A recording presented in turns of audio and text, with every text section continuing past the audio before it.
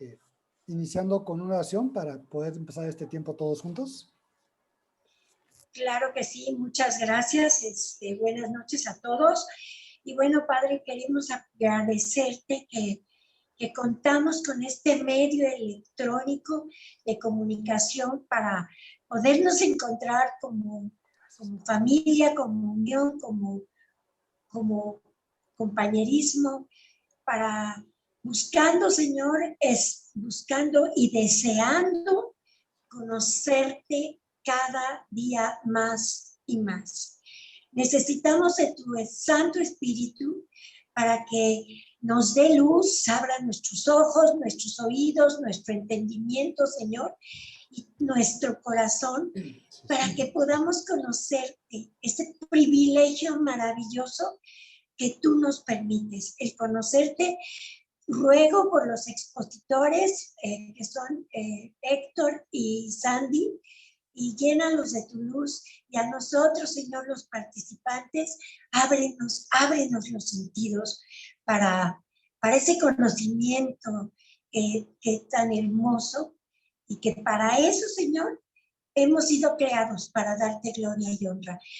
Todo esto te lo entregamos, rogándote en el nombre de tu Hijo Yeshua, nuestro Redentor, que seamos escuchados. Gracias, Padre. Amén, amén. Gracias, pues muy bienvenidos. Vamos a empezar este emocionante viaje. Verás que de verdad es emocionante cuando empezamos a ver los temas. Vas a decir, wow, gracias, este era el tiempo.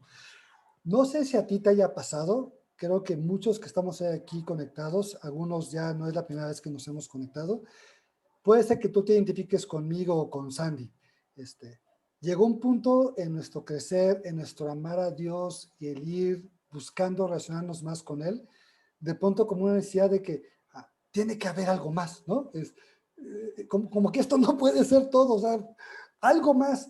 Y de verdad que hay un tiempo, y vamos a estudiarlo más adelante, hay un tiempo profético en el cual Dios comienza a llamar y comienza a dar entendimiento, a venir y a traernos de regreso, verdaderamente de regreso a Él y a restaurar todas las cosas.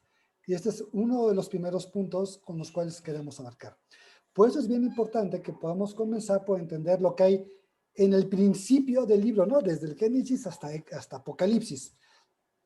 Así que, imagínate, esto no va a ser un sistema escolarizado, no hay calificaciones, no te preocupes, no hay tareas. ¿No? Nuestro propósito no es tener una metodología rígida, pero para arrancar, quizá tomarme nada más unos minutos con algunas breves preguntas, nada más para tener un poquito de sondeo. El propósito de las preguntas que voy a hacer no es para que te volés, digas, ay, pasé o reprobé. Nada más es para darnos cuenta dónde estamos, ¿no? Que tú solito te des cuenta contigo mismo dónde estás.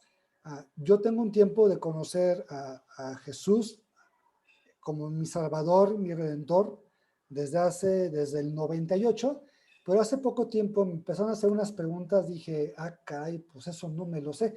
Y son cuestiones muy básicas que están en la Biblia, y cuando me doy cuenta que no conozco esas, pues me doy cuenta que hay muchas cosas que me hace falta empezar a entender. Entonces, si me lo permites, me gustaría comenzar haciendo unas breves preguntas. Algunos de ellos ya pasaron por este tema anteriormente, así que adelante, no pasa nada. Y si tienes una hoja y una pluma y una Biblia a la mano, tenlo porque va a ser muy importante. Voy a escoger unas preguntas claves por ahí, nada más para que las puedas tú contestar en tu papel, ¿sale? En sus marcas, listos, fuera. ¿Quién puede describir o escribir qué significa la palabra Abraham? ¿Qué significa la palabra o el nombre Abraham? Padres de la fe. Gracias, Cristi. Ahorita propongo si quiere más, cada quien apunte en su hojita. Si tu pregunta es no tengo información, no tengo respuestas, está bien. Si tienes alguna respuesta equivocada, ponla.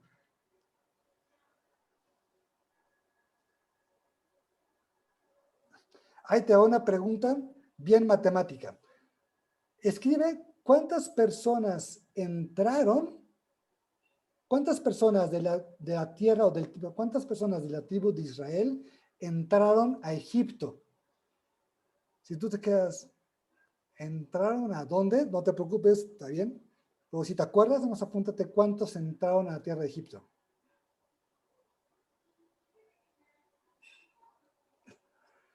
Bien. ¿Te acuerdas de este personaje bíblico llamado Moisés? ¿A qué tribu pertenecía Moisés? Ah, caray, ¿tenía tribu? Pues yo nada más sé que salió del río. Bueno, sí, ¿de qué tribu pertenecía Moisés?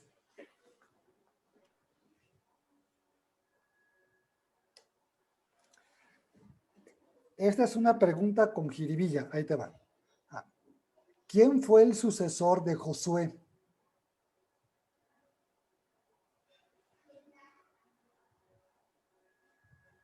Y nada más, dos más y con esto termino.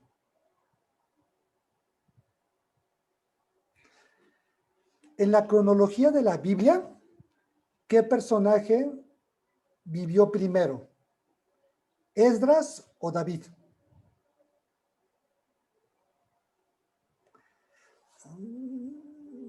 No en qué parte de la Biblia está primero, sino la cronología del tiempo, ¿quién fue primero?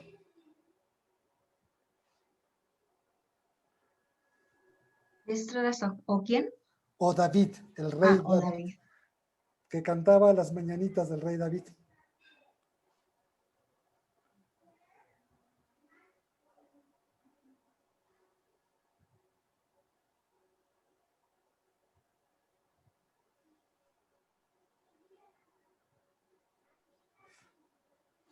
Esta está así bien complicada, de Dios.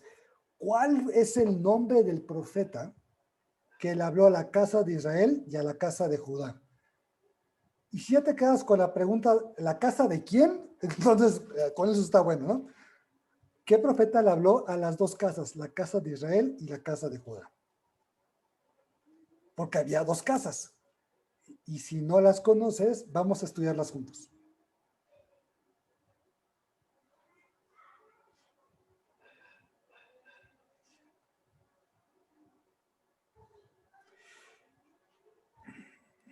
Listo.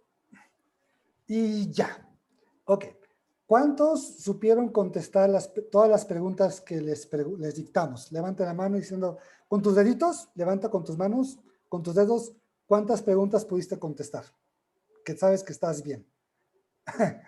El señor Mondragón dice 3 o 0. ¿Cuál? ¿Es 0 o 3? 0. Lulú, 5. Leti, ¿tú como cuántas contestaste? A mí no me pregunten, yo paso. Okay. Pero Allá en ninguna. Tequi, ya Tequi ya son masters teachers en esto, así que tú, Maru, ¿cuántas pudiste contestar? 2. Ok.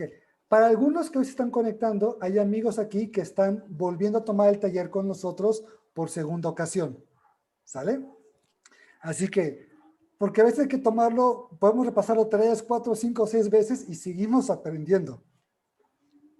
Por acá tengo en un chat que me contestaron. 3, dice Eli. 3, contestó Elis. Hola, felicidades. Vientos, Elis. Muy bien, ok, sí, Sandy, ahorita te comparto, dame un segundito. San, compartir. Ay, te moviste. Admitir. Que la canción. Un segundito, se me mueve aquí esta cosa.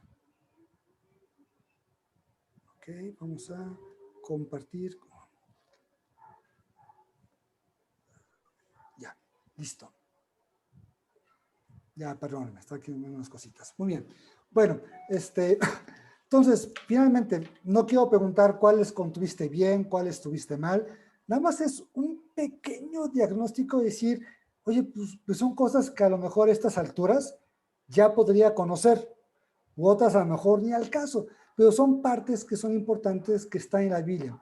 Y comenzar a entender estas partes nos van a ayudar a entender de manera más comprensiva las facetas y la forma en la cual la Biblia nos quiere enseñar tantas cosas. Si yo le preguntara aquí, ¿cuántos de ustedes han leído toda la Biblia? A lo mejor ninguno me dice que la ha leído toda, Si dijera, ¿cuántos de ustedes han leído partes de la Biblia? Yo creo que todos levantaremos la mano. Yo he leído partes de la Biblia. Yo conozco personas que dicen que ya han leído varias veces y le hacemos estas preguntas y no tienen ni idea. Porque muchas veces la leemos y como no comprendemos ni el contexto ni la forma en la que fue escrita, pues nos pasa en blanco. Y muchas de estas cosas son herramientas indispensables que debemos conocer para poder avanzar más allá adelante. Algo que yo compartía con algunos amigos o en alguna congre, en algún tiempo, cuando tenía oportunidad de dar un mensaje, les explicaba, es como para salir del kinder y pasar a la primaria, ¿no? Ya aprendimos a hacer bolitas y a hacer palitos, ahora vamos a empezar a pasar a otra etapa nueva, donde los palitos y las bolitas empiezan a ser figuras y empiezan a tener sentido. Y al tener sentido, empezamos a tener una comprensión distinta de las cosas. Es la final que podemos comprender diferente. Así que espero que nadie se me vaya y se me renuncie y ya lo haya espantado con que aquí hacemos exámenes, no se preocupen. Nada de eso. Bien, ¿qué va a ser importante? Nosotros queremos hoy empezar a abordar desde una perspectiva hebrea, empezar a conocer ciertas partes indispensables de la Biblia. Y te preguntarás, ¿y por qué hebrea? Bueno, inicio, porque en el hebreo es como fue escrita pues todo el Antiguo Testamento, para empezar, ¿no? Y esa parte es bien importante, porque entender que fue escrita en hebreo, eso hace y cambian muchísimas cosas que hoy tú y yo damos por entendido y que la verdad es que no le entendemos. A lo mejor Maru me dice, bueno, sí, Héctor, pero es que el Nuevo Testamento está escrito en griego.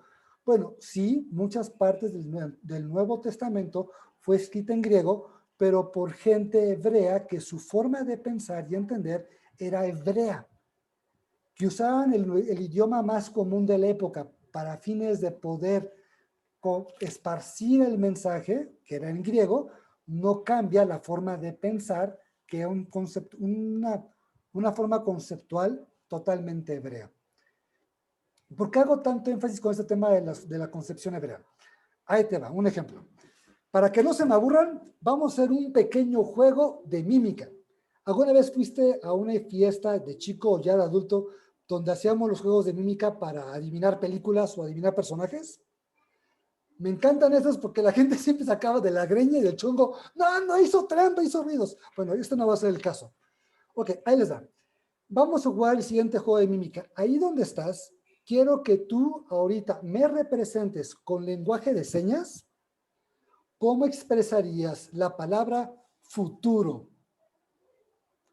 Adelante, pueden actuar. Expresen la palabra futuro con señas.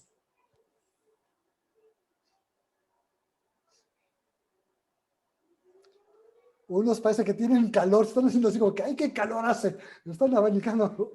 Ok, listo. Ahora, exprésenme en esta competencia de mímica del día de hoy, ¿cómo expresarías la palabra pasado?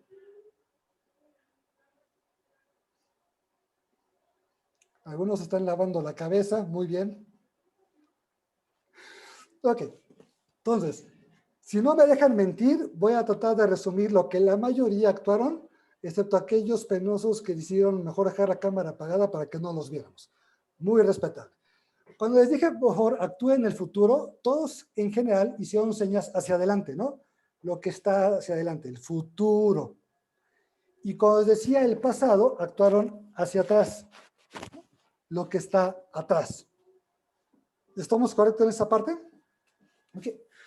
Fíjate qué interesante es esto. Si hoy tuvieses oportunidad de entrevistarte con un niño de cultura hebrea, que ahorita las únicas personas que sabemos por definición y por descendencia que vienen del pueblo hebreo son los judíos, si hoy te juntaras con un niño judío y dijeras exactamente lo mismo, lo que un niño judío te diría es, cuando te diría al frente, te diría que está viendo al pasado. Y tú, no, pues ¿cómo? Si el pasado está para atrás. Y te diría, no, el pasado está hacia adelante. ¿Y por qué? Es que el pasado ya lo viví, el pasado está delante de mis ojos y ya lo conozco.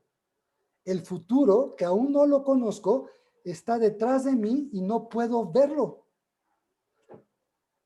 tan locos estos cuates. Bueno, cositas tan elementales como estas, que es como el mundo al revés, es una cultura en hebreo que piensa en hebreo y ve el mundo en hebreo, a un mundo occidental que piensa occidental y ve las cosas occidentales.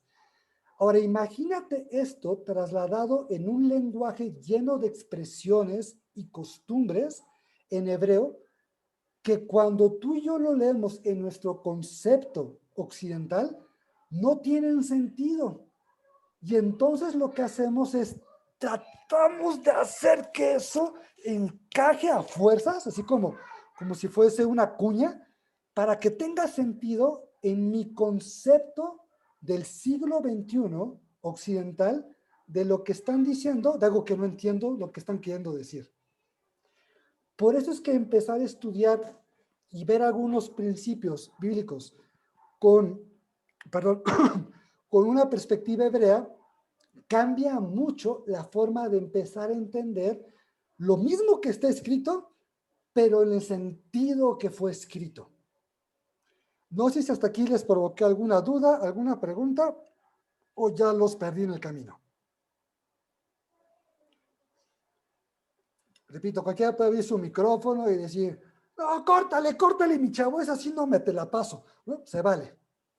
Bueno, un punto importante de verlo desde una perspectiva hebrea es que obviamente con el tiempo y con el hebreo y con el griego y las traducciones y las transliteraciones, vamos a ver qué es eso, muchas cosas comenzaron a cambiar el sentido de las palabras. Te voy a mostrar un pequeño ejemplo muy cotidiano, que lo hemos visto, por ejemplo, con las películas en sus traducciones del lenguaje del inglés. A ver, un segundito.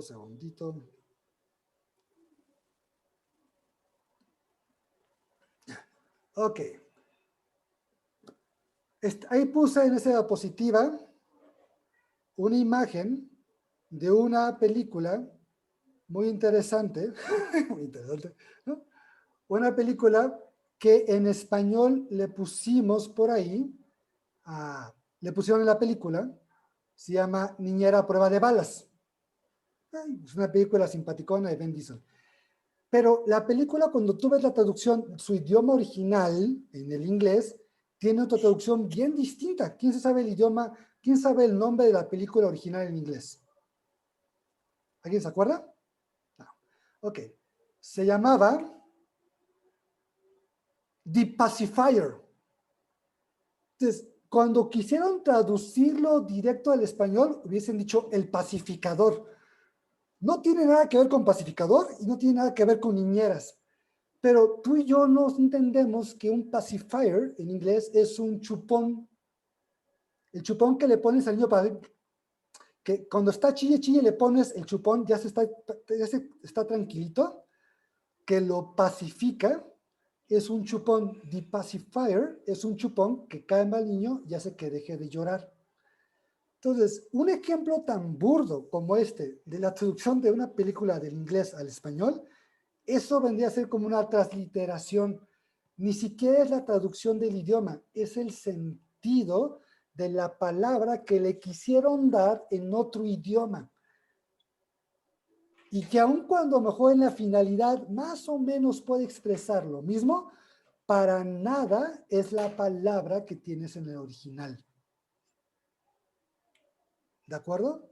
Entonces, el tener una perspectiva hebrea nos va a apoyar mucho en empezar a entender no solamente la forma en la cual la gente veía y entendía lo que se le había dado escrito, sino también eliminar el problema de las traducciones y las palabras que usaron para sustituir y dar el significado de lo que el traductor quiso decir. Independientemente que uses una Reina Valera, traducción actual, traducción Dios de habla hoy, y todas esas cosas que aparte pueden darnos más riqueza, pero al mismo tiempo nos puede dar un poquito más de confusión. Hoy en día, en nuestra modernidad, tenemos un chorro de herramientas, algunas de ellas las vamos a mostrar más adelante en el curso, herramientas disponibles con las cuales antes, cuando existieron la Reina Valera, no se tenían, y hoy podemos tú y yo muy fácilmente ir y buscar las palabras originales y el sentido y el significado que tenían. Por lo tanto, cuando leemos la Biblia y vemos esa palabra en el original que tenían, podemos comenzar a comprender el completo significado de ese versículo que estamos tú y yo leyendo. Y vamos a ver esas herramientas más adelante. Y son herramientas súper útiles, con la única finalidad que tú puedas comenzar, con la gracia de Dios, empezar a entender y que Dios te empiece a revelar en su palabra, sin necesidad que alguien más te venga a decirte lo que dice, tú puedas empezar a ver allí lo que la palabra dice por sí misma. ¿Sale? Que Dios va a darte la inspiración con esas herramientas de poder comenzar a comprenderlas de una manera bien distinta. Muy bien. Si no hay ninguna pregunta hasta aquí, vamos a ver un poquito más adelante. Bien, pues hoy vamos a empezar con este tema que es el día de hoy y que será un taller de varias sesiones todos los martes. Se llama La historia de una familia. ¿Y por qué la historia de una familia? Porque Dios comienza su propósito y su proyecto con una familia. Y va a ser increíble ver la historia de esta familia desde Génesis hasta su cumplimiento final en el último libro de Apocalipsis. ¿Dónde está? ¿Cómo se cumple? ¿Dónde se representa? Y finalmente, poder ver dónde tú y yo entramos en este plan.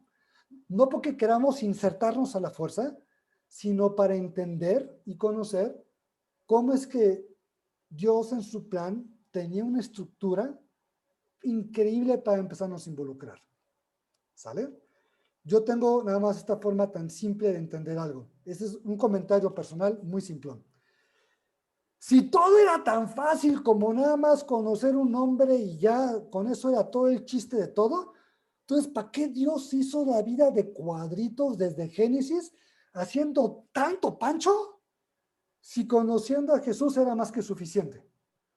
No, entonces, es que algo más tenía que haber. O sea, es un plan mucho más completo y mucho más complejo que Dios quiere enseñarnos y mostrarnos para que lo entendamos. Y hoy estamos aquí para empezar ese primer camino, si les parece bien. ¿Sale? Bien, todo esto va a empezar con una promesa que Dios hizo en Génesis 22. Para que no veas que te vamos a engañar, saca tu Biblia y vamos a abrir el libro de Génesis, que es las primeras hojas que hay después del índice. Génesis, y vamos a abrir el capítulo 22.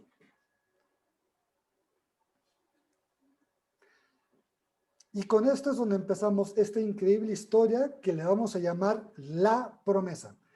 Y esta es la, porque es la promesa. Es la gran promesa.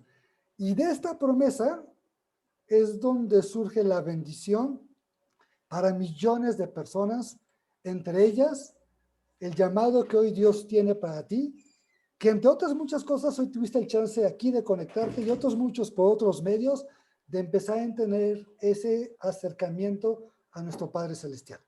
¿De acuerdo? Bien. Entonces vamos a leer Génesis 22 del 16 al 18. ¿Listo? Si tienes tu Biblia por ahí, les voy a pedir a algunos que me ayuden a leerlo para que yo no tenga el monólogo del micrófono el día de hoy. Si alguien quiere leer ese versículo 22 del 16 al 18, abra su micrófono, es libre de hablar. Aquí yo.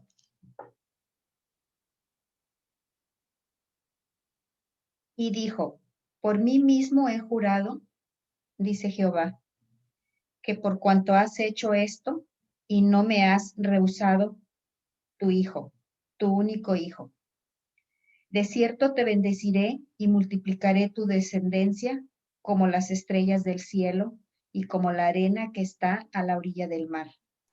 Y tu descendencia poseerá las puertas de sus enemigos.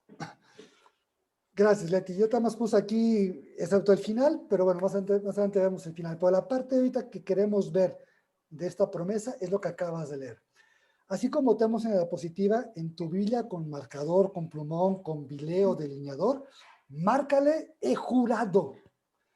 Esta es la única parte en la palabra, en la Biblia, donde tú vas a ver que dice que nuestro Dios ha jurado por él mismo. La única parte. Es decir, lo que está diciendo es, esto se va a hacer porque se va a hacer. Yo me encargo de que esto se cumple. No me importa si la gente nesea, no me importa si la gente me entorpece, no importa los planes que haya para desviarlo, esto se va a cumplir porque se va a hacer de verdad y en serio. Él jura por sí mismo. Y tratemos de hacer un breve paréntesis, es comprender. Y hoy que tú estás conectado aquí puedes entender el creador del universo, el Señor de señores, él mismo se toma la molestia de hacer un juramento que él se va a comprometer a que se cumpla. Y esta promesa no hay que perderla de vista a lo largo de los años que vamos a estudiar de lo que sucede en el Antiguo y en el Nuevo Testamento, ver cómo es que Dios encontró siempre la manera que esto se siga respetando. Y no importa lo que digan o la doctrina que alguna vez nos hayan enseñado en el pasado, esto no ha cambiado y no va a cambiar. Aunque nos quieran meter cuñas para decir, no, es que ahora es diferente. No, compadre, lo que debemos es cambiar nuestra forma de entender las cosas. Bien, entonces, ahora bien, cuando dice acá, dice, te bendeciré y te multiplicaré tu descendencia como las estrellas del cielo y como arena del mar. Muy bien. En esta parte de la historia, ¿quién me puede decir, Dios a quién le está haciendo esta promesa? Pues Abraham. Abraham, ok, perfecto. Dios le está haciendo una promesa a Abraham. Hay que recordar varias cosas importantes de Abraham, ¿sale? Muy bien. Abraham en su nombre está compuesto en hebreo de dos palabras. Ab, que significa padre, y Am, que significa en singular, significa pueblo. Entonces, el nombre original de Abraham era padre de pueblo o de un pueblo, era en un formato, una forma singular. Recordemos que cuando Dios le da esta promesa a Abraham, Abraham ya estaba entrado en sus años, ¿no? No era un muchacho, no era un chiquillo, adolescente, con la hormona prendida, dispuesto a tener mucha descendencia. Y su esposa Sarita, pues tampoco era una chica recién salida del colegio en aquel tiempo. ¿De acuerdo? Así que cuando Dios le hace la promesa de que tendrán muchos hijos, que lo multiplicaría, la primera forma de pensar es, pues entonces su esposa va a ser una fábrica de bebés. Pues por más bebés que tengas, pues nunca vas a cansar de tener tantos hijos, como dice aquí la promesa, que sean como las estrellas del cielo y la arena del mar. Es decir, la única manera que esta promesa se pudiera llevar a cabo era a cabo de toda la descendencia que Abraham y Sara podrían haber tenido, ¿no? A lo largo del tiempo. ¿Hasta aquí voy bien o me regreso con las matemáticas de la capacidad de reproducción de dos seres humanos? Mal chiste, perdón. Ok, sigo de largo. Entonces, todo comienza con Abraham y con Sara. Abraham era una persona originaria de la región de Ur de los Caldeos, ¿no? Que hoy se entendería que es la zona de Irak. Así que si hoy fuese moderno Abraham, diríamos que él es iraquí.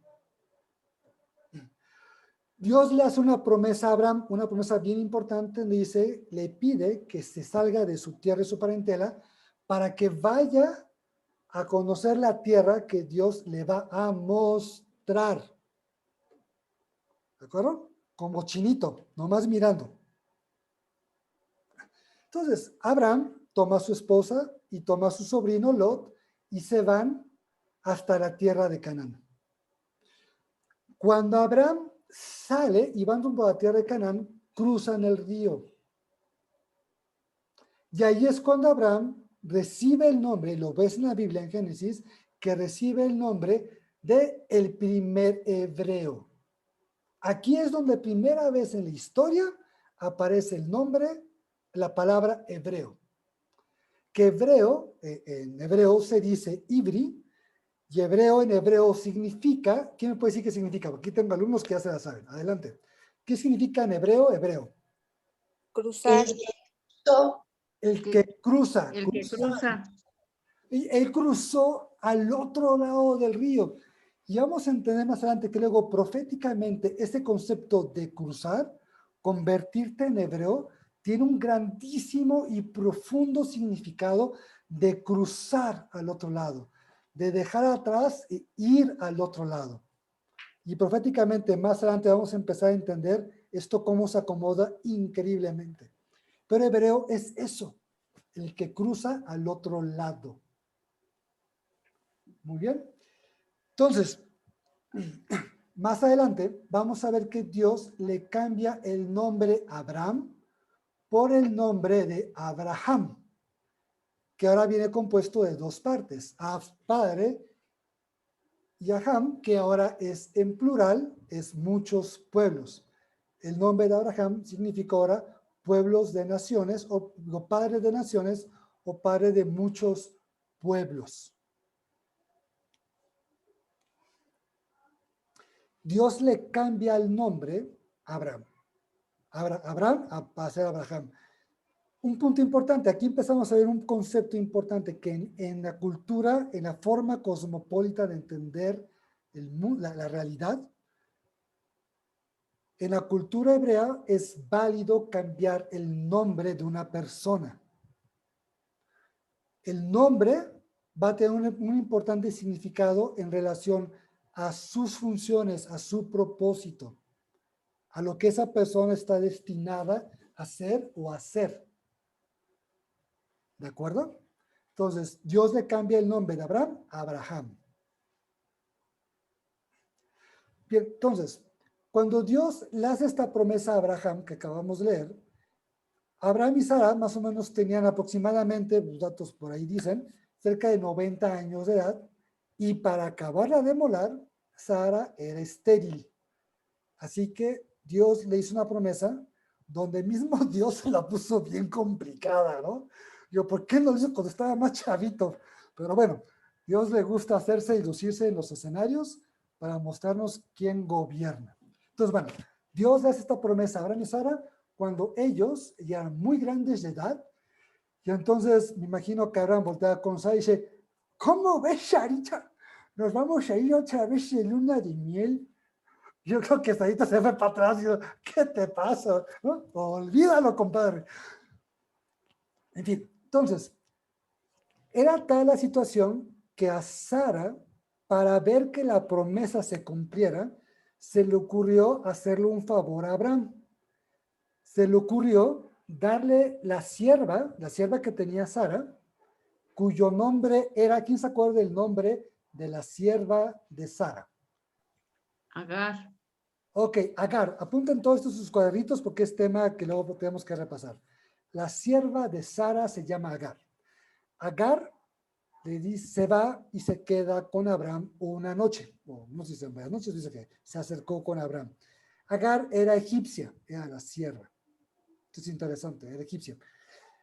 Y de esto que Sara le entrega a Abraham, la sierva Agar, para que tenga relaciones con ella, chicle y pega, y le pegó, ¿no? Abraham era muy efectivo, y queda embarazada, Agar, de la cual nace el primer hijo de Abraham,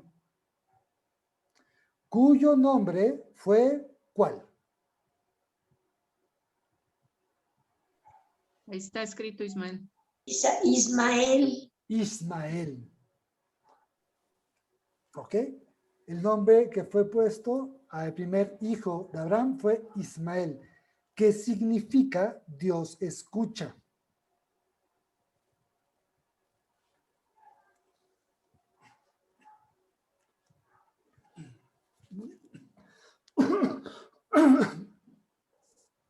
Un dato interesante es que dentro de las palabras en hebreo, lo que he entendido es que toda palabra que acaba en terminación el, como en este caso como Ismael, es por una contracción que hacen del nombre de Elohim, que siempre es una referencia de Dios, ¿no? El Señor de los cielos. Entonces, todos esos nombres que ves que acaban en él, en el hebreo, es por esa contracción de Elohim. ¿De acuerdo? En este caso, el nombre Ismael. Y significa Dios escucha. Después de esta metida de patas, Dios se va a acercar con ellos y dice, a ver, compadre, no era así, el chiste era con tu esposa, así que la promesa va a ser con tu esposa, con Sara. Y es más, la vas a tener a partir de esta charla, para el próximo año Sara va a estar ya embarazada. Y Sarita, es que se ríe. ¡Ay, no! ¿No? Yo creo que volteó a ver si dijo, ¿y de dónde, no? Y de esa razón que Sara se ríe es que al hijo que le nace a Sara le pusieron el nombre de Cristi. No contestes, deja que alguien más conteste. ¿Cómo se llama el hijo, el primer hijo que Abraham tuvo con Sara?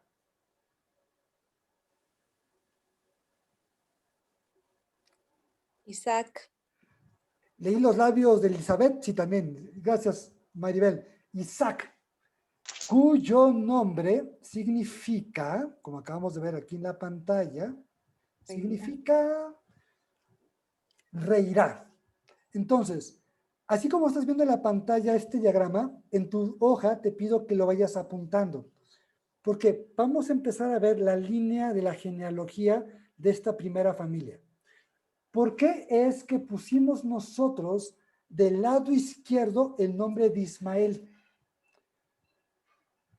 ¿Y por qué es que pusimos a Isaac debajo en la línea directa de Abraham? Digo, de Abraham. Porque aquí hay que entender algo. ¿Quién se considera entonces que fue el primer hijo de Abraham? A ver, ¿se aceptan opiniones?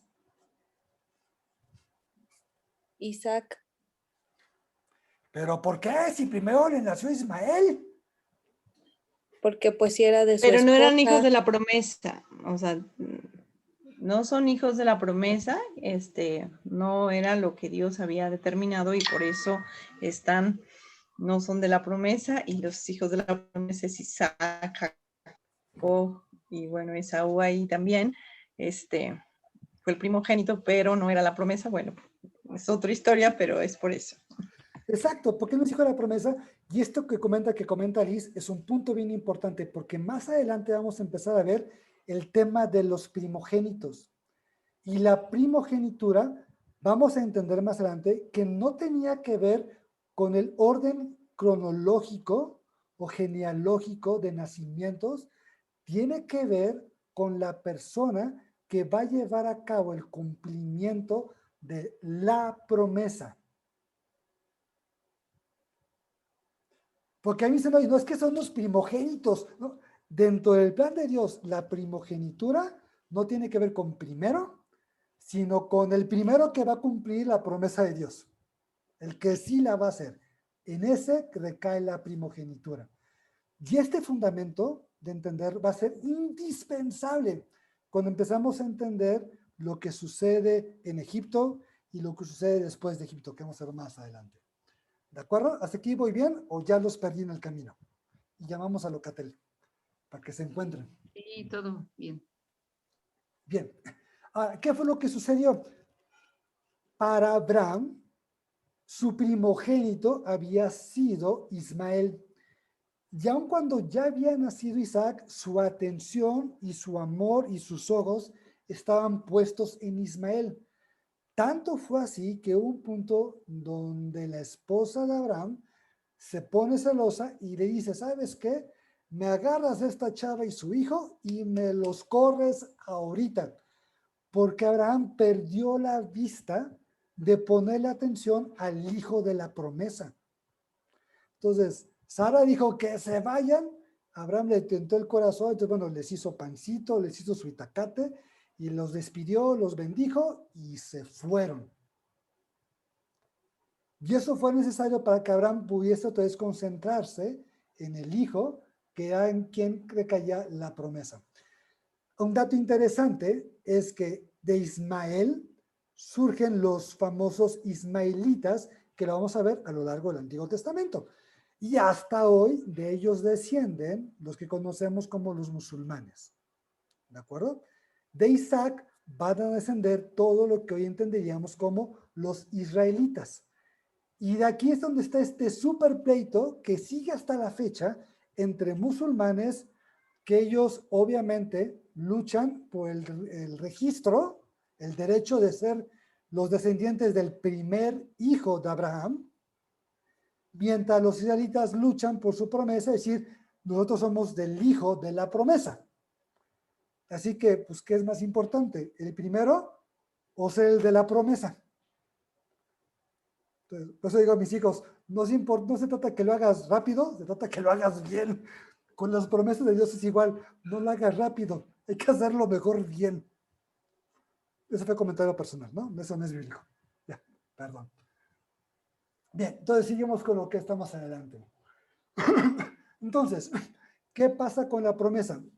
Cuando Dios le prometió a Abraham, por mí mismo he jurado, dice Yahweh, dice Jehová, que cuando has hecho esto y no me has rehusado a tu hijo, tu único hijo.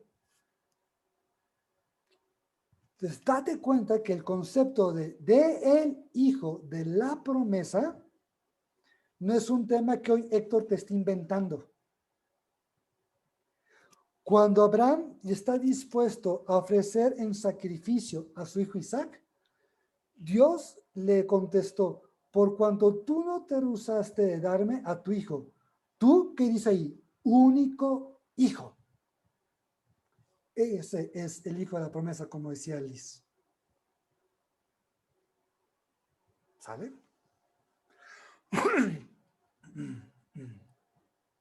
Ese es su único hijo. Bien, pasa la historia rápido, Isaac crece,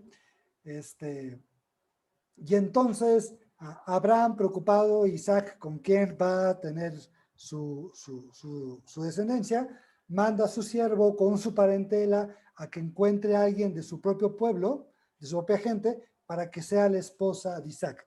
Sale este siervo y es aquella historia donde llega a un lugar, hay un pozo y está una mujer virtuosa con estos cántaros, le pide una prueba al Señor, que si esta mujer hiciese X cosas, que sea la mujer que viene él a buscar para su Señor. Y de esta mujer sale el nombre de Rebeca. Y finalmente, hacemos la historia corta, Isaac se casa con Rebeca. Y aquí continúa la promesa. Algo que vamos a ver más adelante es cómo muchos personajes del Antiguo Testamento vamos a empezar a ver reflejos o sombras o destellos de características que nos van a estar mostrando al Mesías que habría de venir siglos después. ¿De acuerdo? Vamos un poquito más adelante. Bien, entonces, comprendemos entonces que finalmente Isaac se casa con Rebeca y finalmente más adelante Rebeca se embaraza y tiene en su vientre a ¿cuántos hijos tuvo en su vientre? A ver, por ahí voy a preguntar. Aquí me hicieron señas con el dedo.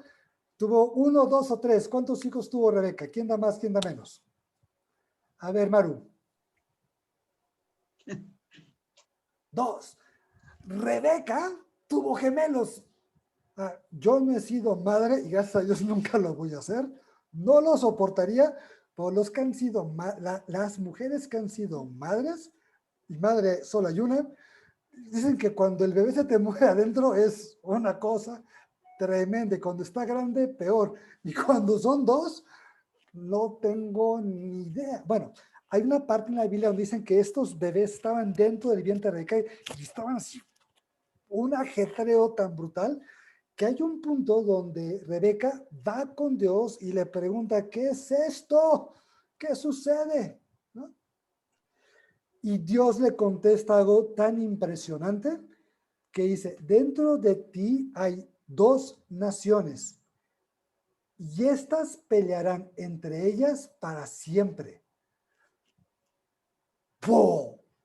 Entonces, vamos a ver quiénes son estas dos naciones, pero cuando veamos que estas naciones siguen en conflicto hasta ahora, no es porque se caigan mal, es porque Dios desde el principio, así era el plan. Y que Dios diga, estos van a estar peleados para siempre, no siempre de por mucho tiempo, sino siempre de siempre es muchos años, ¿de acuerdo? Es muchísimos años. Entonces, tremenda información. Bien, llega un momento donde Rebeca por fin se va a aliviar.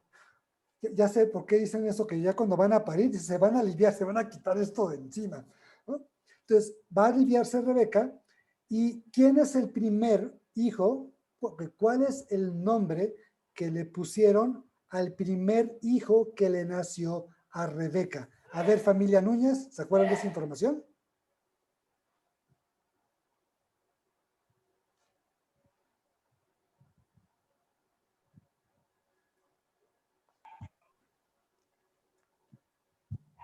No, pues no los oigo, pero allá. Esaú.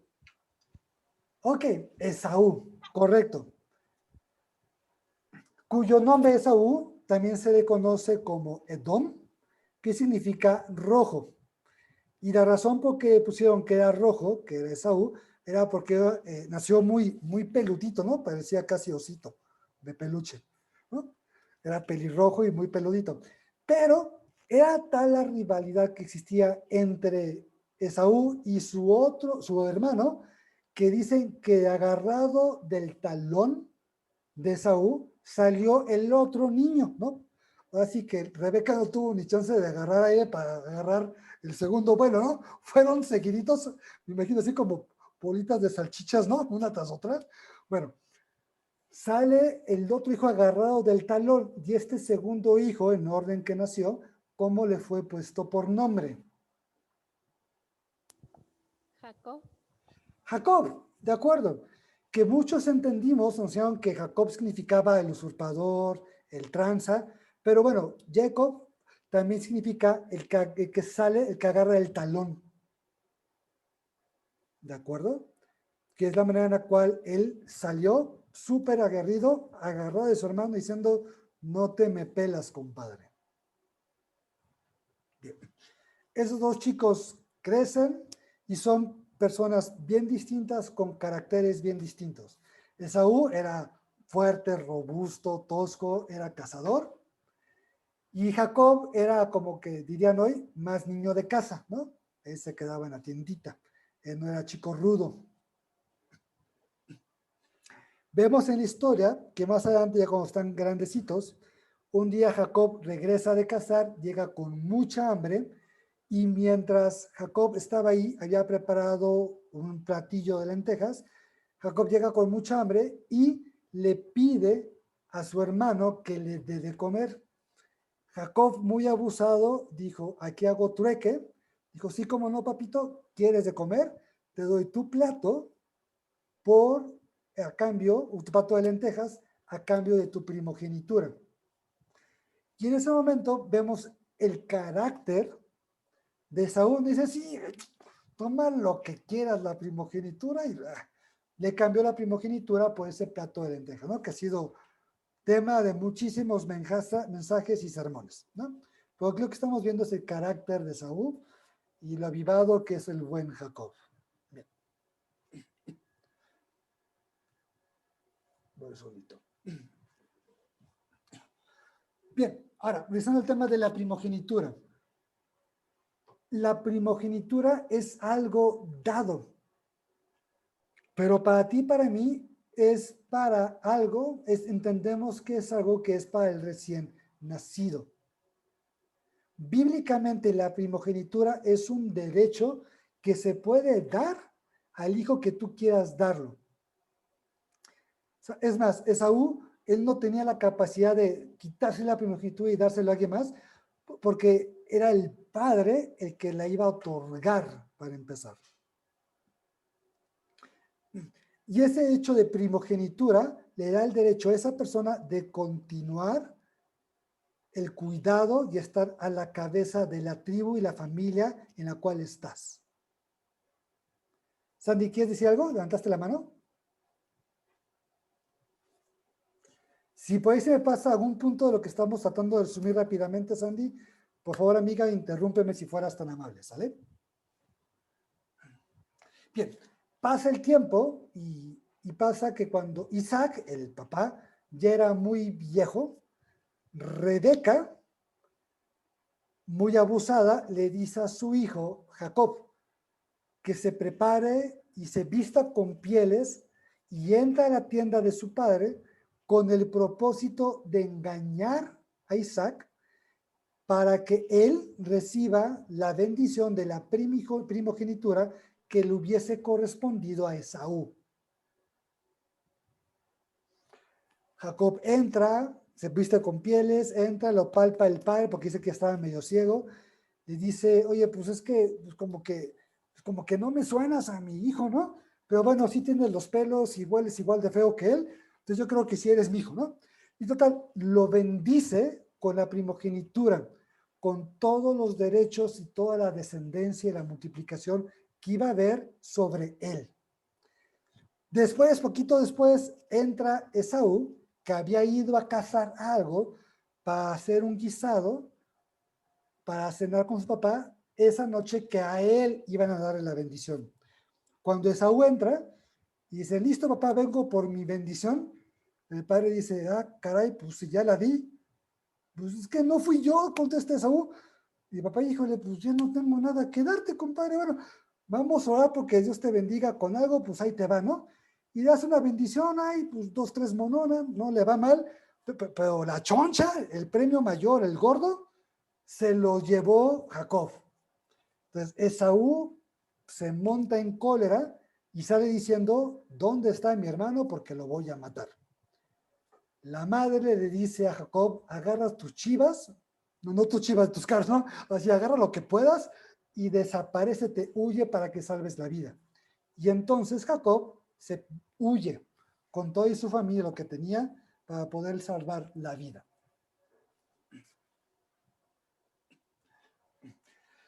Durante este tiempo que Jacob huye, sale,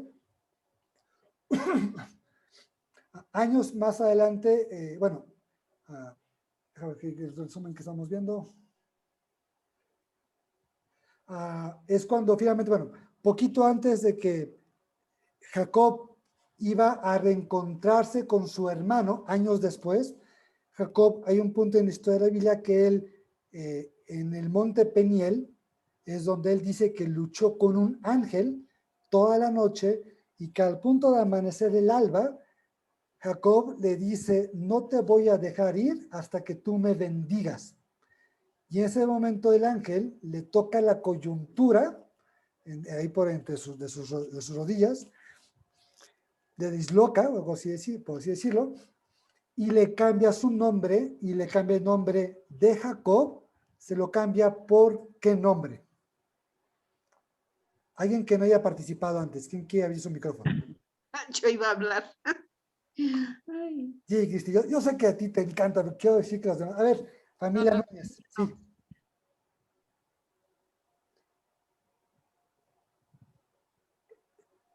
Quitaste tu micrófono, pero no te escuché, pero voy a leer tus labios. Israel, correcto.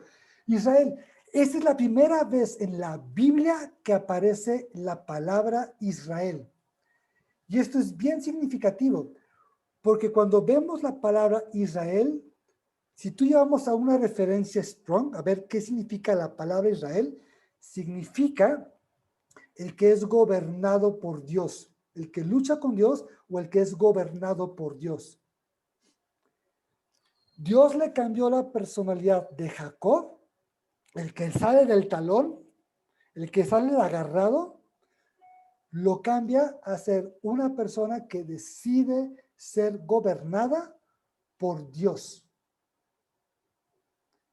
Y esta palabra de Israel, de este es donde va a surgir hoy todo un pueblo que hoy vendríamos a conocer como los israelitas. Entonces, un punto así fundamental en tus notas es concebir que la palabra Israel significa no solamente el que lucha con Dios y que venció, sino que es gobernado por Dios. En otras palabras, cuando tú y yo decidimos voluntariamente que Dios venga a gobernar nuestras vidas, decidimos someternos bajo su autoridad, lo que le estamos diciendo es que nosotros queremos también ser Israel. Y esto es bien importante. Porque la palabra Israel a lo largo de los años y las etapas tiene diferentes acepciones. Israel primero es un Jacob, ¿no? Luego Israel es toda la tribu que desciende de Jacob, los israelitas. Luego pasa el tiempo y se le conoce como hoy, a lo mejor como un territorio, luego como un reino, hoy tal vez como un estado, pero son diferentes etapas y hay que estudiar en qué momento de la historia estamos usando el nombre de Israel para saber de quién y de qué estamos hablando. De este reino de Israel, de esta gran tribu de Israel, más adelante vamos a verlo, suceden 12 tribus, de las cuales vamos a ver, de ahí surge una que hoy es muy conocida, ¿no? Bien, entonces, rápidamente avanzamos en el tiempo. Es importante ver que los hijos de Jacob, Israel tu padre, perdón. Regresando al tema de la primogenitura. La primogenitura bíblica es aquella persona que continúa con la promesa que Dios le había dado a Abraham. ¿De acuerdo? Así que ahora vamos a ver aquí un tema que va a estar de telenovela. Este es bien interesante y yo imagino que muchos de ustedes, cuando lo veamos, van a decir, ah, caray, este choro nunca lo había entendido, ni siquiera lo había pelado en la Biblia. ¿Ok? Israel se casa y tiene ¿cuántos hijos? Ahí les da. A ver, pregunta de cuestionario. ¿Cuántos hijos tuvo Israel? Abran su mic. Todos abran y todos díganme. ¿Quién da más? ¿Quién da menos? 12. 12, dice la familia Carreño. Ah, error, gracias. ¿Quién más? 2. Dependiendo de las esposas. 2, dice Maribel. Ah, error. ¿Quién más? 13. 13. Israel tuvo 13. A ver. 12 No, y una hija. No, tuvo 3 hijos. no. En genérico tuvo 3. ¿Estamos de acuerdo? 3. Sí, 3.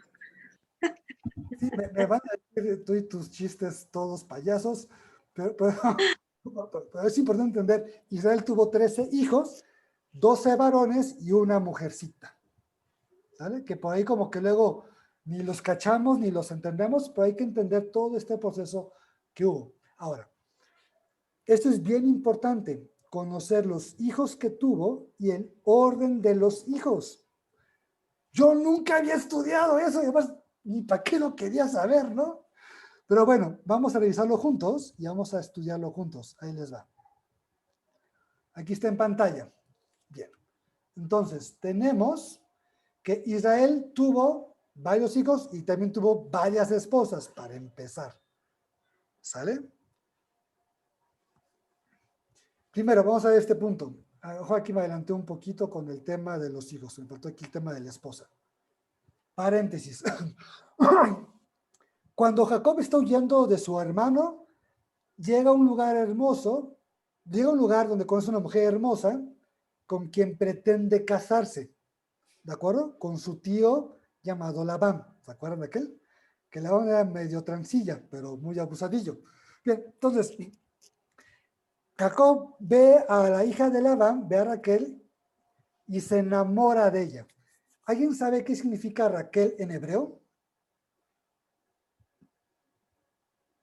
Ok, ahí les da. Significa oveja de Dios. Y así fue como la vio, tal cual. Jacob dijo, ¡oh, esto es una ovejita de Dios, ¿no? Alcochonadita, toda para mí, así como para abrazarla acostaditas. Bueno, pero dijo, esta es la mía. Entonces, se enamora tanto de ella que Labán dice, sí, cómo no, te la voy a intercambiar, chambeale 7 años y te la voy a dar. Entonces, nuestro buen amigo Jacob le chambeó 7 años, llega la fecha, se va a casar. Llega la boda, llega la novia vestida así con su velo preciosa. No sé cómo estuvo el trueque ahí. El caso es que ya tienen la noche de intimidad y no sé en qué momento después de todo ese rollo es que Jacob se da cuenta que ¿cuál sería la frase mexicana para decirte se lo chamaquearon? Lo transió, lo engañó. Pues, le cambió una novia de pueblo, ¿no? Entonces, le dieron a la hermana mayor.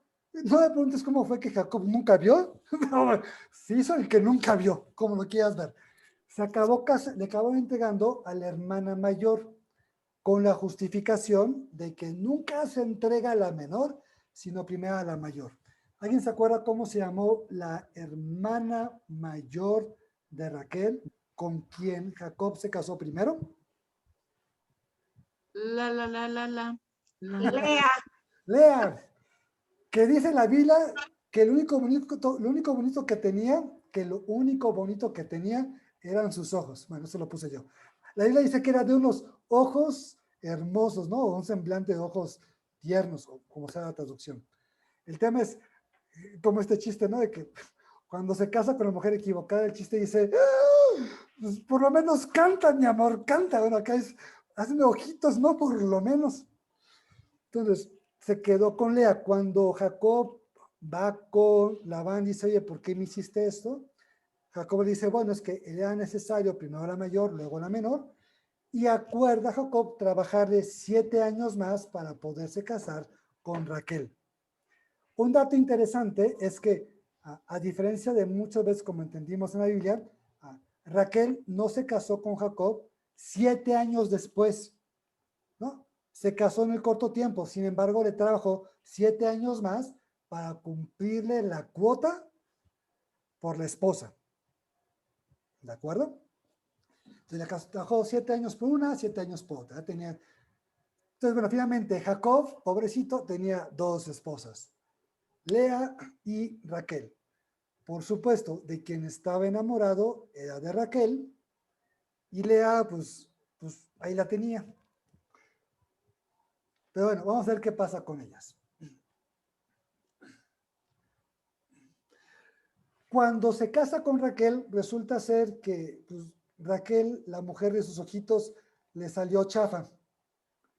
Es decir, le salió estéril. ¿Sí? ¿Tantos años para esto? Bueno, 7, le saltó estéril la mujer. Entonces, aquí empieza la complicación. Y ahora, ¿cómo se va a cumplir la promesa que Dios le había dado a Abraham si la mujer de sus ojos era estéril? Entonces Jacob se pone a trabajar y comienza a tener hijos con Lea. ¿De acuerdo? Así que esta es la historia de telenovela que vamos a ver de los hijos de Jacob. Entonces, estando con Lea, un segundito, el primer hijo que Jacob tuvo con Lea fue Rubén. Luego tuvo a Simeón, luego tuvo a Leví y luego tuvo a Judá. ¿De acuerdo? Y créeme, es importante, esta parte y estos nombres y este orden, es importante que los apuntes. Porque más adelante, cuando empecemos a ver la historia, vas a ver, ¿y dónde quedó la bolita? ¿Has visto estos juegos cuando estás en la calle que hay un cuate con una bolita y unos vasitos y tapa la bolita y la haces así y te pierde la bolita? Cuando empecemos a ver la descendencia de los hijos, te vas a quedar, ¿y dónde quedó la bolita? ¿No? ¿Dónde están? Entonces, es bien importante esta parte, ¿sale?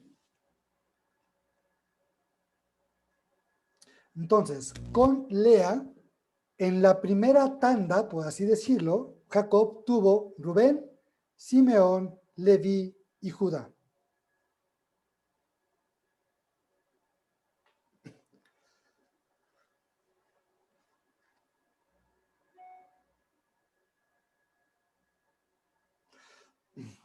Después de este cuarto, Lea ya no obtiene más hijos y entonces Raquel, en su desesperación como mujer, como esposa, que no podía tener hijos, la Biblia dice que Raquel se acerca con Jacob y dice, se acerca con Jacob para pedirle que le haga un hijo. Y Jacob literalmente le contesta, pues ni que yo sea Dios, ¿no? O sea, digo, pues podemos intentarlo muchas veces, pero yo no soy Dios para que te haga un hijo, y menos si estás estéril. Entonces, Raquel se le ocurrió una muy buena idea que viene de su, ¿cómo se le llamaría a la abuela suegra? Bisabuela suegra, bueno. El caso es que lo que a ella se le ocurrió fue decir, bueno, ok, vamos a hacer algo, Jacob. Te voy a dar a mi sierva, que se llama Vila, te voy a dar a mi sierva Vila para que tengas hijos con ella. Que van a ser como mis hijos, pero a través de mi sierva. En aquel tiempo, los siervos eran como parte de tu propiedad y por tanto los hijos que tenías de ellos eran pues también como tus hijos, ¿de acuerdo? Recordemos la forma de entender y pensar en aquella época, ¿de acuerdo? Entonces, Jacob tuvo hijos con la sierva Bila. Tuvo 2 hijos. Sus nombres fueron Dan y Neftalí. ¿De acuerdo? Son los hijos de la sierva. Esto es bien importante. Aquí está puesto con verde para distinguirlo. Entonces, ¿qué crees que se le ocurrió a Lea? Porque este era como un concurso de competencias, ¿no? A ver con quién más tenemos más. Entonces, ¿qué crees que se le ocurrió a Lea? Pues dijo, si de siervas se trata, pues yo también tengo siervas y guapas. Entonces dijo, oye, llegó con Jacob y dijo, oye, ¿qué crees? Aquí tengo mi otra sierva. También está guapita, te va a gustar. Entonces, le llevó su sierva llamada Silpa. Y con Silpa, Jacob hizo su tarea y tuvo 2 hijos más. Tuvo a Gad y tuvo a Aser. Como se puso a hacer la tarea, tuvo a Aser. Ay, qué mal chiste. Ok, sigamos. No me mutees el micrófono, Sandy, por favor. Seguimos. ¿Hasta aquí voy bien o me regreso? Voy muy rápido.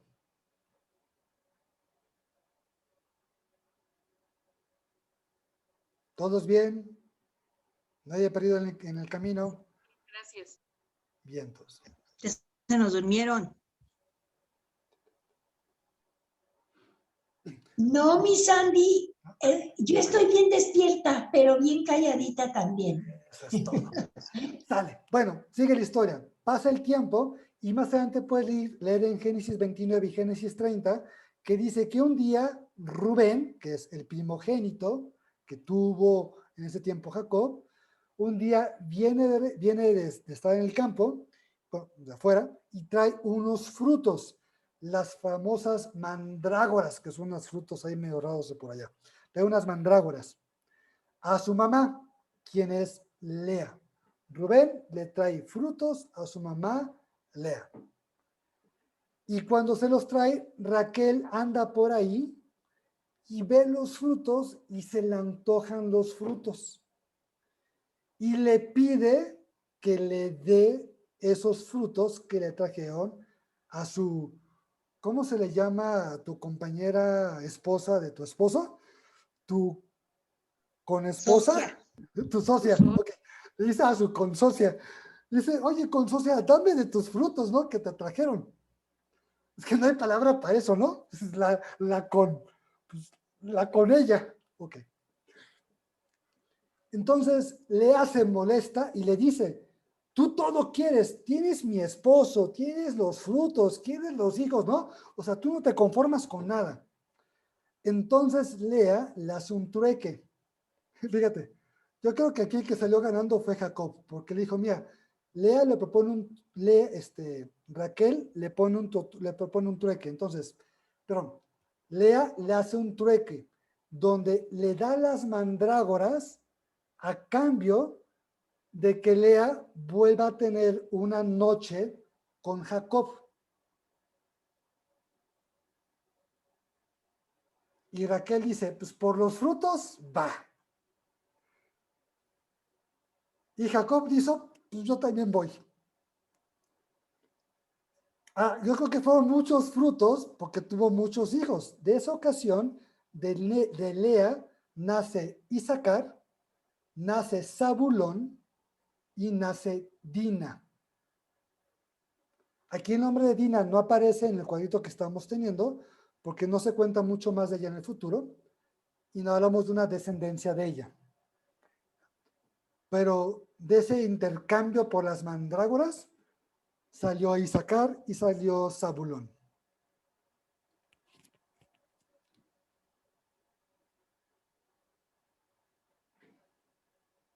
Y Dina.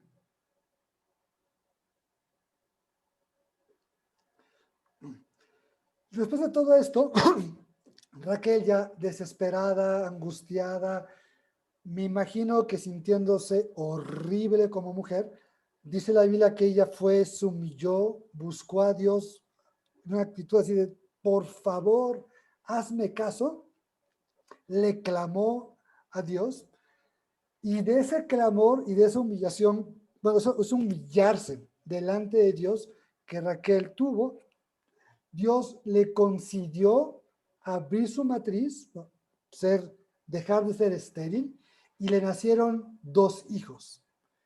Le nace José y le nacen Benjamín.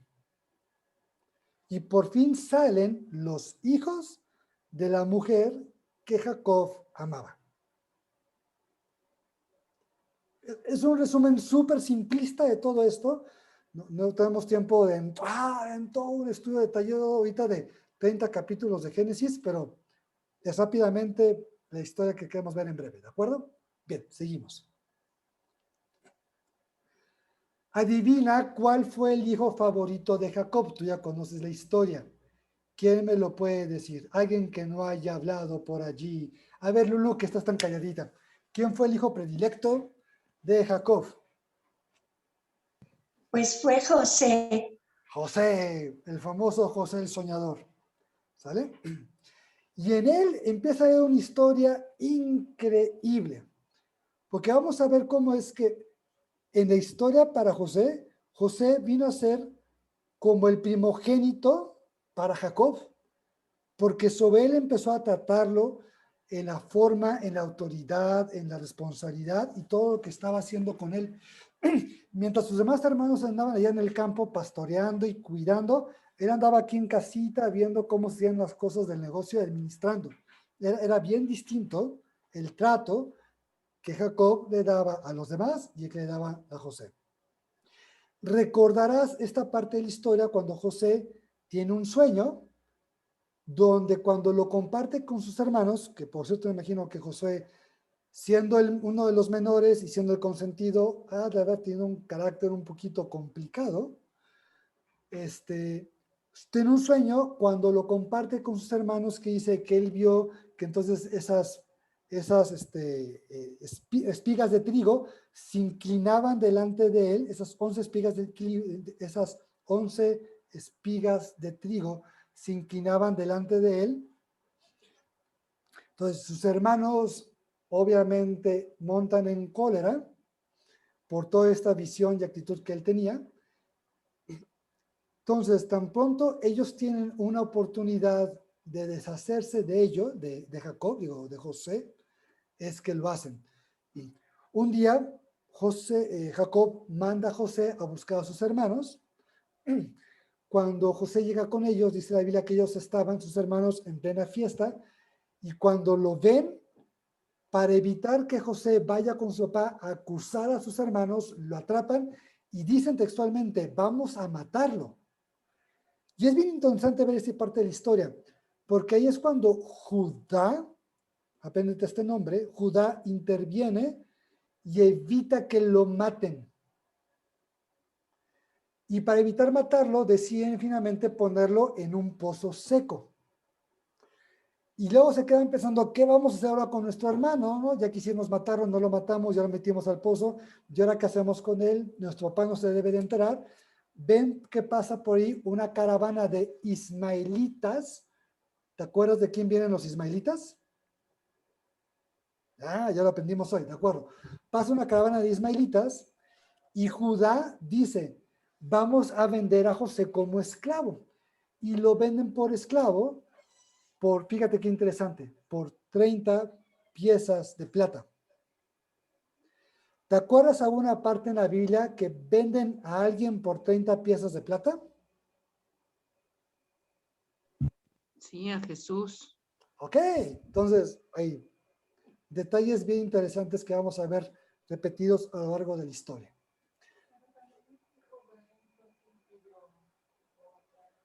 Ok, gracias. Mi esposa me hizo un comentario muy puntual. El primero que impidió que mataran a José fue Rubén, el primero. Rubén es el que dice no lo matemos y Judá es el que dice vamos a meterlo en el pozo y luego para venderlo.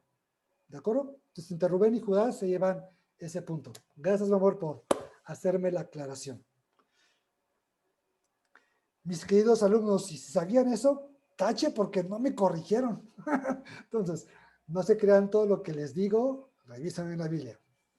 Bien, pero bueno, ok, pasa todo esto, venden a Jacob y venden a José, y lo que deciden hacer es que José tenía esta famosa túnica de colores, ¿no? De la cual surge esta linda obra de teatro de José el Soñador. Entonces matan un cordero y tiñen la túnica con sangre y le dicen a su papá, papá, tu hijo fue matado por las bestias del campo, lo único que quedó fue esta túnica. Y Jacob a partir de ese punto se hunde en una profunda depresión por la pérdida de su hijo más amado.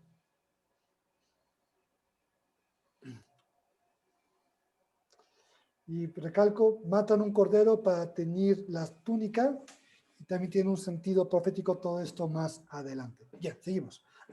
José llega a Egipto, llega como un esclavo, es comprado por la casa de Potifar, que era un importante administrativo en el imperio, en el reinado del faraón. Y al ver Potifar que José era un hombre distinto, porque era un hombre educado, un hombre letrado, un hombre que sabía hacer cuentas, un hombre que sabía hacer negocios, ¿no? Porque lo había aprendido de su padre. Mientras sus hermanos estaban afuera cuidando ovejas, José había aprendido a administrar y llevar la administración de una tribu, ¿de acuerdo? Era un hombre educado distinto a los demás. Cuando llega a casa de Potifar, José da luces de sus dotes, habilidades y su educación, que es bien importante. Un segundito. Y de eso es que Potifar entonces le empieza a conceder la administración de su casa. Y de ahí es que él muestra sus grandes talentos y le empieza a poner en autoridad y más autoridad y más autoridad. Hasta el famoso día donde la esposa de Potifar vio como carnes deseables a José, quiere tener intimidad con José.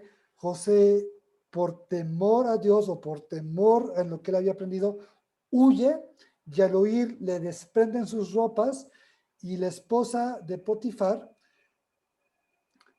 en su desdén por lo que le hizo José, lo acusa de que ese hombre quiso atacarla y violarla y finalmente José acaba en la cárcel por muchos años. En la cárcel, mientras José pensaba que ya la promesa que había tenido había sido perdida, José vuelve a tener gracia delante de sus guardias, que lo tienen cautivo, y lo empiezan a poner otra vez en autoridad administrando cosas que estaban en la cárcel. Ahí es donde sucede que José conoce a dos prisioneros que el faraón había mandado, un copero y el otro era ¿quién me dice algo? A ver, familia, los regiomontanos, ¿dónde están? Familia Carreño Garcés. ¿Cuáles son los dos personajes que José conoce en la cárcel? Era el copero y ay, Dios, El pan. el panadero, ¿no? Panadero, creo. Jefe de panaderos y jefe de coperos. Ahí ellos estaban detenidos porque alguien había robado algo del faraón. Y en lo que se discernía quién había sido, a todos los metieron a la cárcel.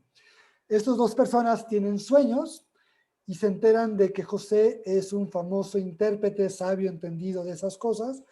Ambos le cuentan sus sueños y en eso, entonces, José les interpreta los sueños y dice al panadero, tú te vas a morir y tú mañana vas a estar libre.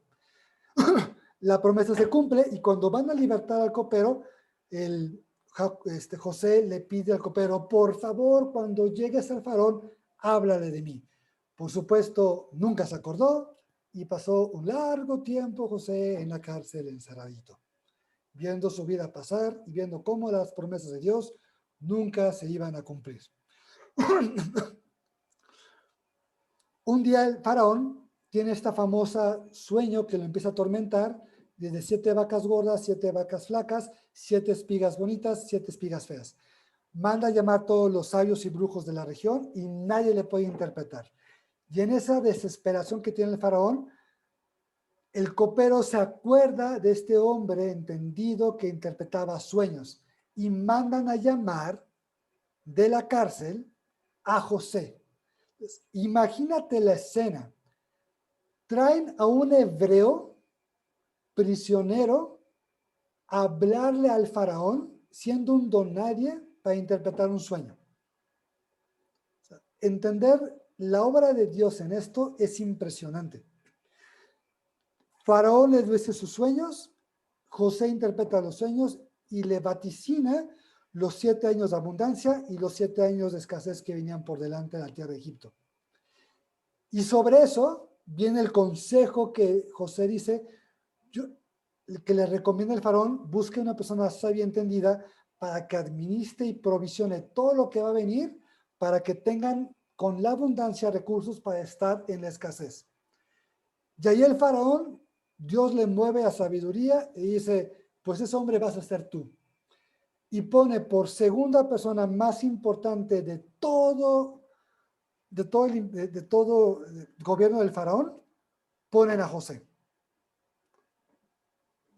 Y José comienza a gobernar debajo del faraón todo lo que empieza a suceder en Egipto. Cuando empieza a haber toda esta etapa de gran hambruna, muchos pueblos de muchas naciones alrededor de Egipto comienzan a ir al único lugar donde había alimento, que era Egipto.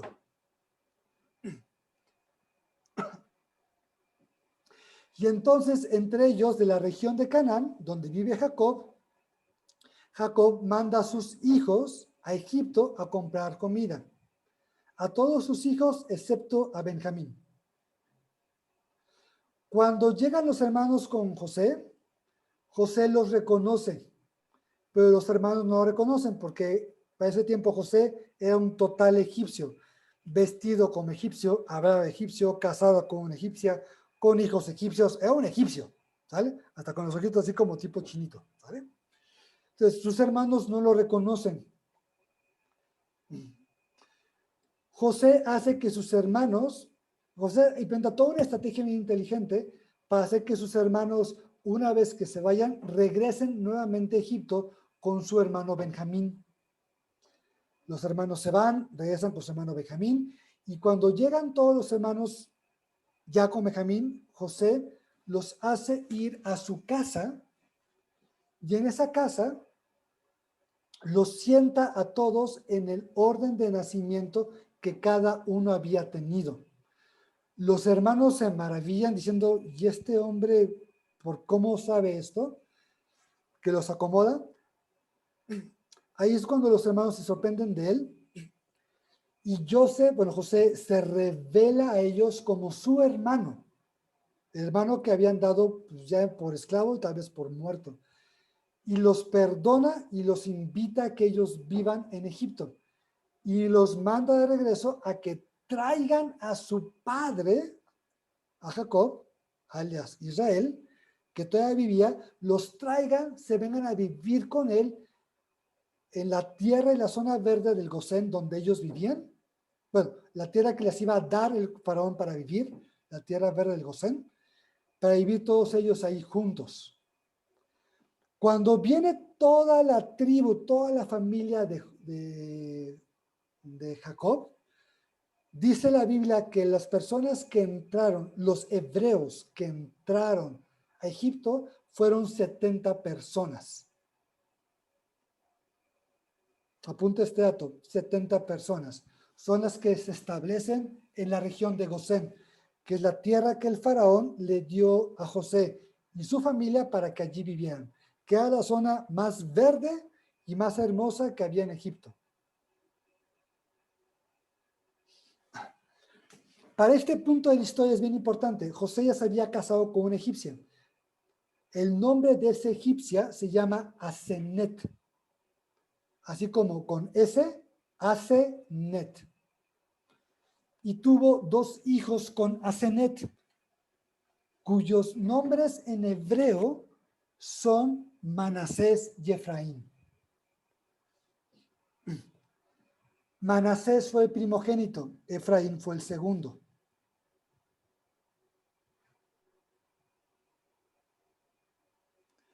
Ya aprendimos que no necesariamente el primero en nacer va a ser el primogénito, pero hasta aquí te menciono el primero que nació fue Manasés, después Efraín.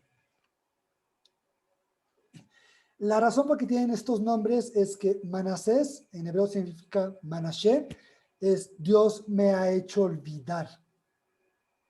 José o Joseph dio este nombre a su hijo porque con esa alegría de su hijo, Dios le había hecho olvidar todo lo que había pasado en su pasado. Y el nombre que le pone al segundo hijo, que se llama Efraín, este nombre es bien importante. ¿Quién me puede decir aquí qué significa Efraín?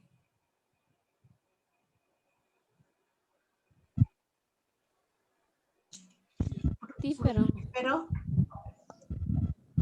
¿Fructífero? Fructífero, doblemente fructífero. Entonces, ese punto es bien importante porque su nombre de por sí significa fructífero o doblemente fructífero. ¿De acuerdo? Bien. Cuando Jacob llega a Egipto, obviamente se sorprende ver a su hijo, se pone feliz, le alegra el corazón. Y Jacob después le pide que le presente a sus 2 hijos, los 2 hijos de José. Y esta parte es bien interesante y a lo mejor no es muy fácil asimilar al principio.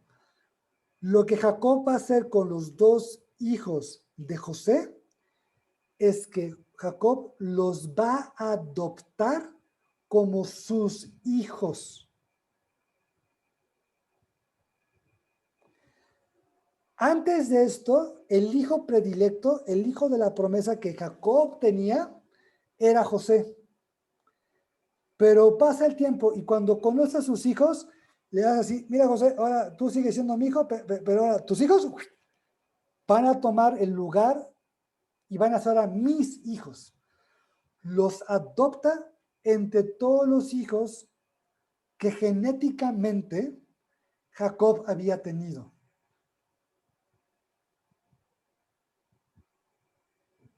El abuelo se convierte ahora en el papá de sus nietos y les va a dar el trato de hijos y los derechos y la bendición de hijos, no de nietos.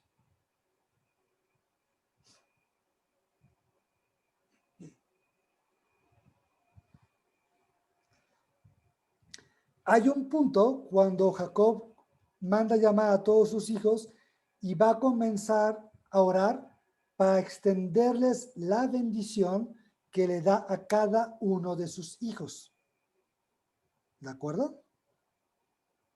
Y cuando sucede este momento, llega el punto cuando José le lleva a los 2 hijos que eran de José, que ahora eran ya hijos de Jacob, le lleva a Manasés y le lleva a Efraín y se los pone delante de Jacob. Y la idea era que del lado con la mano derecha, Jacob iba a orar por el primero, por el primogénito, y con la mano izquierda iba a orar por el que era el segundo. Esto era muy importante porque era el símbolo de sobre quién es la oración del primogénito. Entonces, en este punto de la historia, los nietos de Jacob ya son hijos.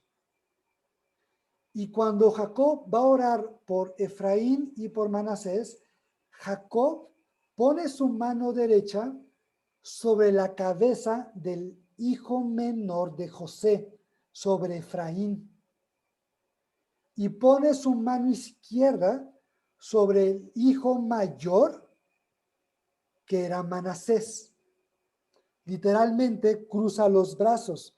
Cuando lees esa parte de la Biblia dice que Jacob cruzó las manos para orar por esos dos niños o jóvenes. José, cuando lo ve, quiere interrumpir. Su papá dice, papá, así no, estás equivocado, es al revés, ¿no? El mayor es Manasés. Y Jacob dice, no, así es como conviene, así es como debe de ser. Por lo tanto, lo que sucede en ese punto de la Biblia es que Jacob oró por Efraín, que vendría a ser el menor de todos los menores, llora por él como primogénito de todos los hermanos. Y Manasés queda por ahí también, pero no como primogénito. Es Efraín el que queda como primogénito. Por este símbolo, por este concepto de que Jacob cruzó sus manos al orar por estos dos hijos que él había adoptado.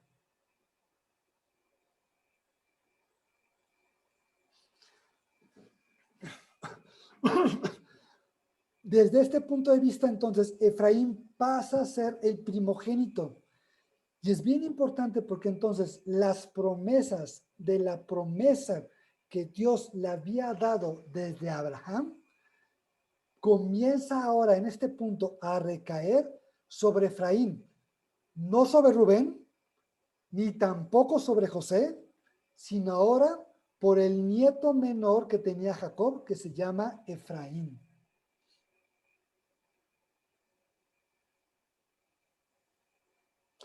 Se van a hacer preguntas ahora.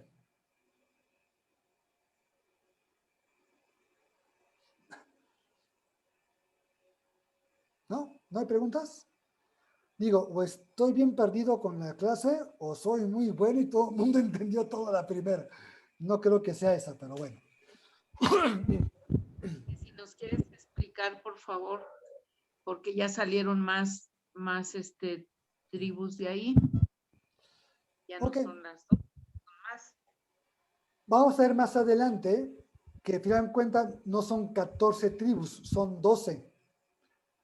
Y antes, bastante vamos a ver cómo es que hubieron sucesos y hechos que pasaron antes de este tiempo en el cual Jacob ora por Efraín y por Manasés, donde varios de los hijos de Jacob perdieron su lugar y su nombramiento por los actos y rebeldía que ellos tuvieron. Los vamos a ver un poquito más adelante en el curso que vamos a tener. ¿Sale? Pero ese lugar lo perdieron. Y lo veremos más adelante. Entonces, de este evento es donde surge este símbolo llamado ictus, en griego, ¿no? Que representó el momento en el cual Jacob cruzó sus brazos por la bendición, que hoy en el mundo moderno lo simbolizamos por el signito y el pececito y todo lo que esto significa, ¿está bien? Pero aquí fue donde surgió, un dato curioso histórico, nada más por agregar.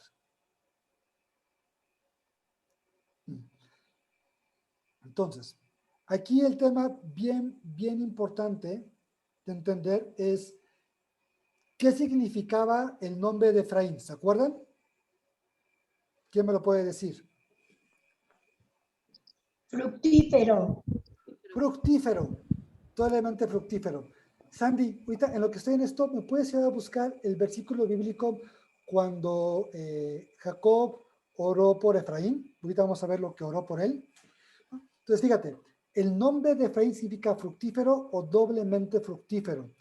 Y sobre ese doblemente fructífero recae la oración de la bendición con el cual a él lo nombraron o lo asignaron como primogénito, que es importantísimo, porque ahora la primogenitura de toda la tribu de Israel ahora recae en Efraín. Y ahorita están ayudando a buscar esta porción donde quiero que podamos leer qué fue lo que Jacob oró por Efraín. Un segundito. Es en el capítulo 48, Ajá. es el versículo 17, más o menos por ahí, no sé si. A ver, si Sí. lo tienes por ahí, Lulu. Sí lo tengo aquí, pero lo va a Adelante. leer, ¿no? No, le pedí que ya se lo ayudara a buscar en lo que yo estaba ahorita aquí preparando unas cosas de la pantalla, pero si lo encontraste tú, Lulu, por favor, compártenoslo. Pero viendo José, no, perdón, es el 18 porque esto ya lo hablaste. 48, no, 20, ¿no? ¿Ese es el 20? Sí, en la bendición, ese es el 20, me parece. Gracias. Sí, Adolfo. gracias, tienes toda la razón. Y los bendijo aquel día diciendo, en ti bendecirá Israel. Ay, perdón, leí muy mal. Los bendijo aquel día diciendo, en ti bendecirá Israel, diciendo, hágate Dios como a Efraín y como a Manasés. Y puso a Efraín antes de Manasés. Y dijo Israel a José, he aquí, yo muero, pero Dios estará con ustedes y les hará volver a la tierra de vuestros padres. Y yo te he dado a ti una parte más que a tus hermanos, la cual tomé yo de mano del amorreo con mi espada y con mi arco. ¿Sí es esa porción? Sí, sigue adelante. Y llamó Jacob a sus hijos y dijo, juntaos. Bueno, y aquí viene cuando empieza a bendecir a cada uno de sus hijos. Ok, vamos a llegar a la parte donde ora por Efraín. Pero su hermano menor. Lo es. No, es que, ¿sabes qué? Está en el 19. Dice, mas su padre no quiso y dijo, lo sé, hijo mío, lo sé. También él vendrá a ser un pueblo y será también engrandecido, pero su hermano menor será más grande que él y su descendencia formará multitud de naciones. Esa parte. Y esa promesa, esa oración, multitud de naciones, si luego lo vemos en la porción, lo vemos en un texto original, multitud de naciones habla de muchos pueblos. Una vez más, habla de Gojim, de aquellos pueblos o personas que no son parte de un Israel, que son personas que están fuera de un pacto y que van a venir a ser ahora parte de un pacto. Cuando decimos naciones, entendemos pues la nación de Etiopía y la de Estados Unidos, la de Canadá. La palabra es Gojim, de muchas naciones. Gojim es lo que se conoce como gentiles. Y gentil en esta percepción significa aquel que está sin pacto o fuera de pacto. No era parte del pacto que Dios había hecho con Abraham. Entonces, de todas aquellas personas que son las naciones que no están en el pacto de Abraham, en ti, Efraín, van a ser muchísimos de ellos los que van a venir ahora a ser parte del pueblo. Y esa promesa es una profecía que el día de hoy se está cumpliendo cabalmente. Y es importantísimo ver en esta parte cómo la promesa que Dios le había dado a Abraham, que tú serás bendición para muchas naciones, en Efraín dice, en ti sean muchos los que están fuera del pacto, los que ahora van a ser parte del pacto, en ti, en Efraín. Por eso fue que lo puso como primogénito. Adelante, Sandy. Nada que agregar, todo muy bien y creo que quedó claro. Espero que no haya. Si tienen dudas es momento de hablar. Este punto de la oración y la promesa que hace la declaración profética sobre Efraín es bien importante, sobre esa multitud de naciones. Así que, por favor, pregunten todo lo que no les haya quedado claro, nada más que no sea cuando empezamos con Génesis, por favor.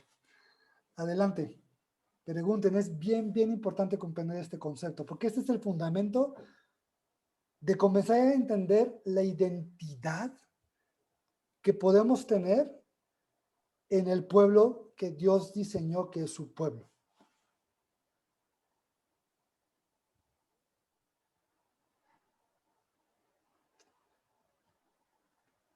Uy, Kiri, ¿nadie tiene preguntas? Digo, sé que explico medio bien, pero no es para tanto, la verdad. Entonces, alguien tiene que preguntarme algo, por favor. Héctor, yo me quedé con la duda con respecto a las 13, más bien, los 13 hijos, que la verdad nunca lo había visto así de esa forma, que contabilizaban también la hija. Pero la duda que me quedó es, bueno, ¿y entonces por qué son 12 tribus y no 13? Ok, no son 13 porque Dina no le cuentan su descendencia y nunca va a ser más adelante, después de la historia donde ella fue violada y luego se quedó con su familia, ya nunca más vuelven a mencionarla más, ¿no? No sabemos si tuvo hijos, si se casó, ni nada por el estilo. Otra es que finalmente siempre se cuenta la descendencia a partir de los varones. Y más interesante sería, oye, si Jacob tuvo 12 hijos y quitamos a José y luego ponemos los 2 hijos de José, pues entonces serían, en vez de 12, serían 13. Pero tenemos 12 tribus. Acá, pues, ¿dónde quedó la matemática, no? Y los 12 perritos que tenía ahora más me quedaron 7, pues no, ¿verdad? Baja el cero y no contiene, como dicen. ¿No? Digo, como veían por ahí, yo tengo otros datos, ¿no? Sí, yo tengo otros números. Pero más adelante vamos a ver qué fue lo que pasó, porque es que no todos los hijos de Israel, vamos a ver cómo es que es el conteo y cuáles son los nombres de las tribus que quedan y cómo se identifican. Porque hubo sucesos en el proceso que ellos andan recorriendo la tierra, que varios de sus hijos, por los actos que cometieron, hay una declaración donde Dios dice que los desechó por completo, ¿no? Y por eso es que pierden lugar dentro del propósito que Dios tenía con ellos, ¿no? Entonces, dejan de tener la cabeza de esa parte representativa de la cabeza de su tribu. Lo vamos a ver más adelante. Pero si te Entonces, surgió la pregunta, es muy buena pregunta, porque creo que la mejor manera de avanzar es cuando empiezan a surgir unas preguntas que, oye, pues es que eso nunca lo había visto y ¿por qué ahora? Está bien, vamos a empezar a buscarle por dónde. sí, no, está bien, ya 1 más 1 ya no son 2 ahora. Exacto. Ok, 12 gracias. menos 1 más 2 hace 12. No, no, sí. Pero bueno, vamos a ver más adelante, mi querido Alain. Gracias. Así que, como dirán por ahí, no dejes de conectarte a este Vaticanal a la misma batihora para que descubras el desenlace de las 12 tribus. Bueno, ¿quién más tiene alguna pregunta interesante tan buena como la de Alain? El hermano de Lourdes Mondragón, señor Mondragón, ¿alguna pregunta que tenga? María Mercedes, Aurora Tapia, Columba, de allá de Ciudad del Carmen. Tequis, comentarios o alguna aportación, como siempre, valiosa que tienen para todos nosotros, por favor. Somos todo oídos. Nada, hermano, todo muy bien. La pregunta que ahorita le hizo el hermano, muy buena. No la respondemos porque sé que adelante viene ¿cómo se llama? El tema. Pero, y sí les digo, hermanos, síganse conectando porque ese tema está bien interesante porque son 12 y no 13. Ok. Muy bien, hermano, muchas gracias por el estudio, por la clase. Pues, Gracias a todos. Pues gracias por darnos la oportunidad de conectarnos con ustedes hoy.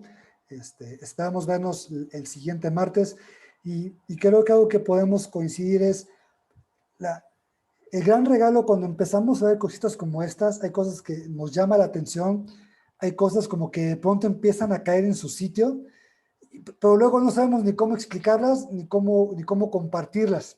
Entonces, no se preocupen, poco a poquito. Y para el siguiente martes, si tienes alguien más, algún amigo, familiar o algún enemigo al que quieras invitarlo, nomás porque le caigas más gordo, invítalo, ¿no? Para que podamos juntos continuar conociendo un poquito más de esto. Como bien decía ahorita Elías, la pregunta que hizo Alain técnicamente es tema de toda una sesión, conocer este tema de las 12 tribus, ¿no? ¿Por qué son, cuáles son, dónde están y todo el fundamento que pasa con ellos? Entonces, algo que no queremos hacer es en un minuto tratar de resumir todo un tema que acabaría causando más confusión. La respuesta es, mejor lo vemos más adelante a profundidad para que sí lo puedas comprender mejor. Y si te queda cosquillita ahorita, que bueno, así como que es el teaser, el gancho para que te conectes el siguiente martes si nuestro Padre lo permite. ¿Sale? Pues bueno, muchas gracias. Voy a dejar grabar a partir de este momento y nos vemos la próxima semana.